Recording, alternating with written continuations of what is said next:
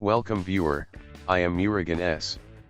This video tutorial describes how to fix Microsoft Office error code 0x426-0x0. Type Control Panel. Click Control Panel. Select View by small icons. Click Programs and Features.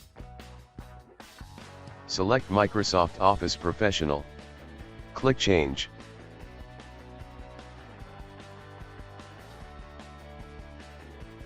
Check Repair. Click Continue.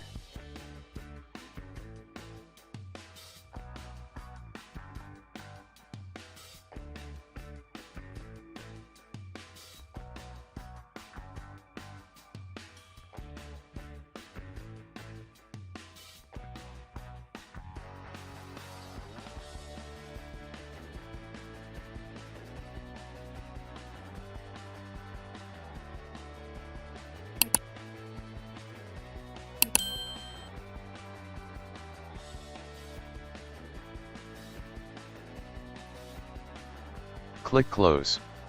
Click Yes to restart system.